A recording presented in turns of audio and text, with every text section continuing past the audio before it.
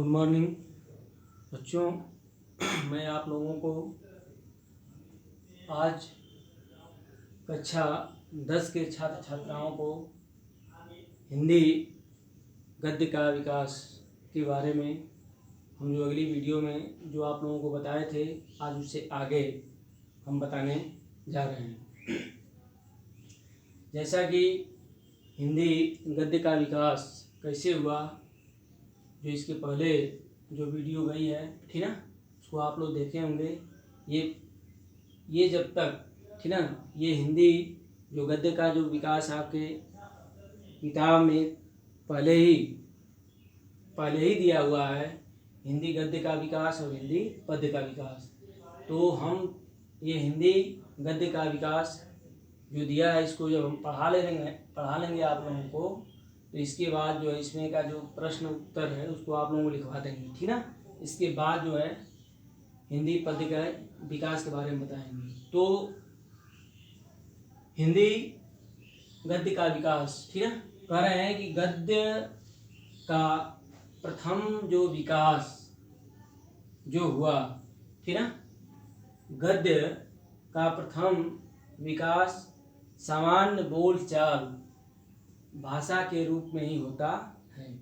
जैसे हम लोग आपस में एक दूसरे से बातचीत करते हैं, तो जो हम आपस में जो बातचीत करते हैं, ठीक ना, वह क्या है, एक प्रकार की गद्य भाषा है, यानी साहित्य है, ठीक ना।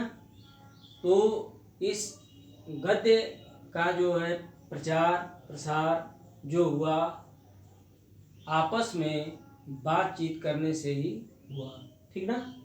देखिए, पहले इसमें लिखा गया है कि गद्य का प्रथम विकास, ठीक ना, सामान्य बोलचाल की भाषा के रूप में होता है। यानी जो हम आपस में बात करते हैं, ठीक है, उसी भाषा का नाम जो है गद्य साहित्य है, ठीक ना।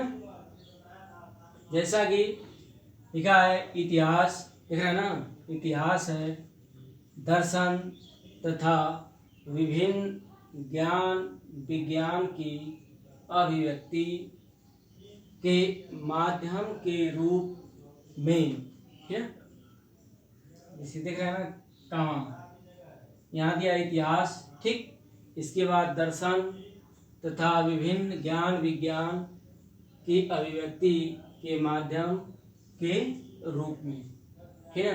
यानी हम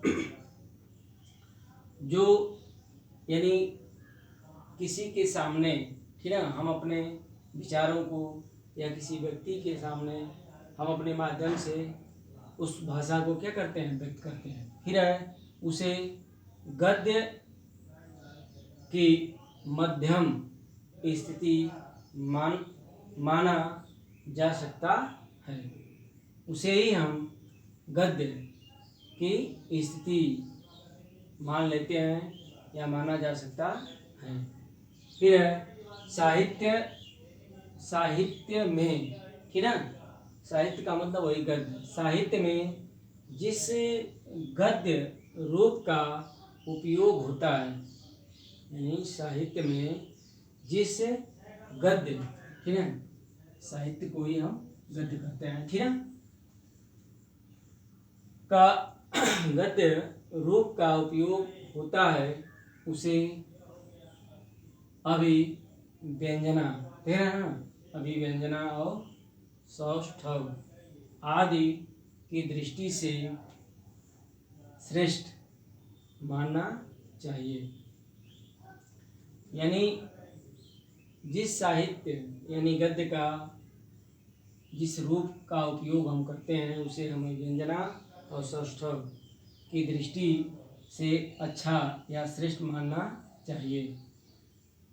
फिर विभिन्न लेखकों को अपने विचारों को अभिव्यक्त करने हेतु, कर रहे हैं कि विभिन्न लेखकों को अपने विचारों को अभिव्यक्त करने हेतु अपनी भाषा की भी सृष्टि करनी पड़ती है।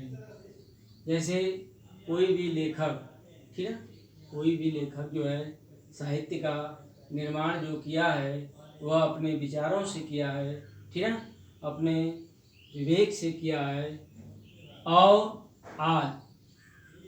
आज हम उनके विचारों को क्या पढ़ रहे हैं, लिख रहे हैं। तो वह लेखक जो है अपने विचारों को अभिव्यक्त यानी लोगों के सामने व्यक्त करने हेतु अपनी भाषा की भी यानी सृष्टि करनी पड़ती है, यानी लोगों को उस भाषा के बारे में यानी साहित्य के बारे में बताना पड़ता है। जैसे कि क्या देखो लिखा है कि क्या प्रेमचंद, देख रहे हैं ना, इन लोगों ने साहित्य यानी गद्य के बारे में बताया। जैसे मान लीजिए क्या प्रेमचंद, क्या प्रसाद, ठीक है ना, प्रसाद में इनका पूरा नाम है जयशंकर प्रसाद, और क्या शुक्ल, इनका पूरा नाम है आचार्य रामचंद्र शुक्ल जी। यानी प्रेमचंद, जयशंकर प्रसाद और आचार्य रामचंद्र शुक्ल जी प्रायः सभी को अपनी अपनी यानी मनोजगत का मतलब होता है अपने विचारों को जगत में होता है संसार में वैचारिक संपदा की सृष्टि के साथ ही अपनी अपनी भाषा शैली भी विकसित करनी पड़ी। इन लोगों ने पूरे संसार में यानी प्रेमचंद, शंकर प्रसाद, आचार्य रामचंद्र शुक्ल ने इस साहित्य का विकास अपने अपने विचारों से या अपने अपने विचार या विवेक से लोगों के ऊपर या अपनी अपनी भाषा से क्या किया, उसे विकसित किया या उसे फैलाया, ठीक है, जिसको हम सभी लोग क्या करते हैं, पढ़ते हैं, ठीक है। इसके बाद जो है विषय की दृष्टि से भाषा रूपों की 3 श्रेणियां हैं, कि विषय की दृष्टि से भाषा रूपों की 3 श्रेणियां बताई गई, 3 श्रेणियां, ठीक है। जैसे कि पहला है पहला इतिहास, ठीक है, इतिहास, जीवनी यात्रा, इतिहास, जीवनी और यात्रा आदि। हेतु वर्णनात्मक, यानी यह जो है यह पहली श्रेणी, ठीक है, क्या है, इतिहास, जीवनी, यात्रा आदि हेतु वर्णनात्मक, ठीक है। दूसरा है आपका विज्ञान, सौंदर्य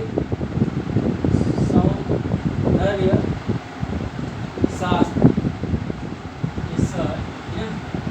है कि विज्ञान, सौंदर्य शास्त्र, आलोचना, दर्शन, विविध आदि हेतु विवेचनात्मक। ये जो है वर्णनात्मक की शैली है, ये विवेचनात्मक, ठीक है, विवेचनात्मक शैली, ठीक है। तो ये दूसरा है विज्ञान, सौंदर्य शास्त्र, ठीक है। सौंदर्य शास्त्र का मतलब होता है विज्ञान की सुंदरता या शास्त्र की सुंदरता, आलोचना, दर्शन, विविध आदि हेतु क्या है, विवेचनात्मक शैली। यह दूसरी श्रेणी की।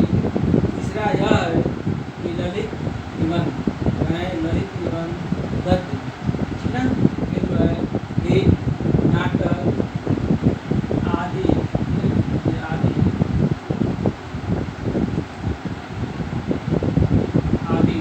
ठीक है, ये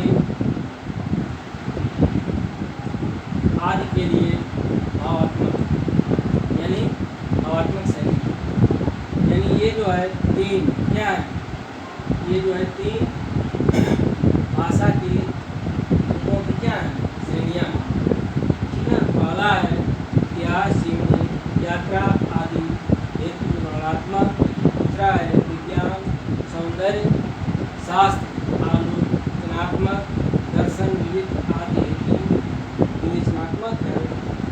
दूसरा है आपका ललित निबंध, गद्य गीत, नाटक आदि के लिए भावात्मक। यानी ये जो है विषय की दृष्टि से भाषा रूपों की यह तीन क्या है, ये श्रेणियाँ हैं, ठीक है। इसके बाद करें कि विषय, करें विषय के अनुरूप जैसे प्रवाह हुआ, ठीक ना, अस्पष्टता हुआ, चित्रमयता हुआ, अलंकरण आदि की मात्रा में परिवर्तन करना, ठीक है, पड़ता है।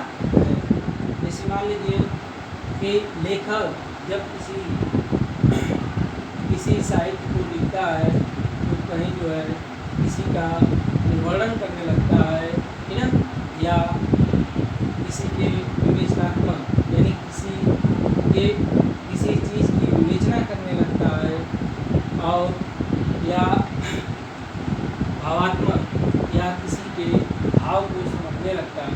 यानी कहने का मतलब यह है कि विषय के अनुरूप यानी जैसा जैसा विषय होता है उसके अनुरूप उसका प्रवाह, स्पष्टता, चित्रमयता, अलंकरण आदि की मात्रा में परिवर्तन करना पड़ता है।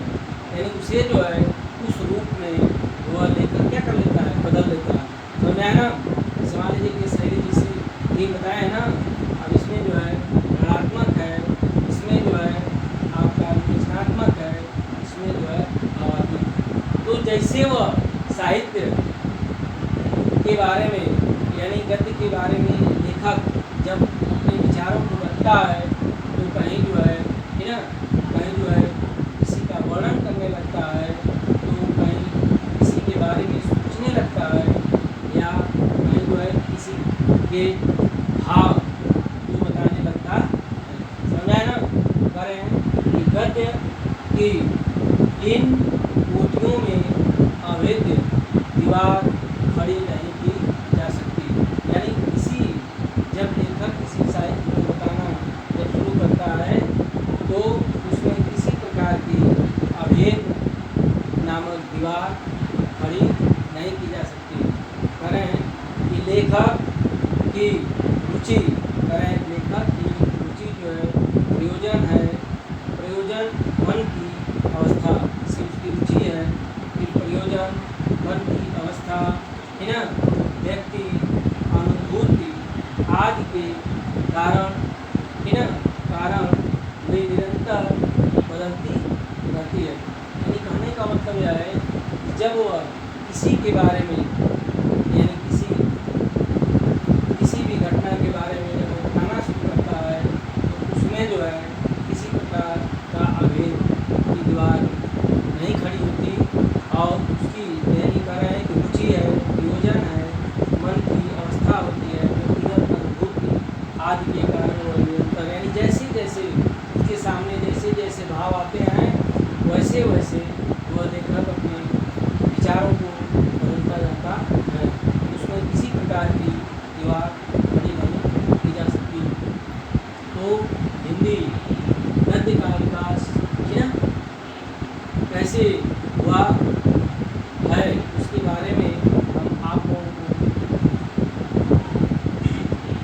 लिख कर स्पष्ट रूप से बता रहे हैं कि ऐसे ही जो है हिंदी गद्य का विकास हुआ।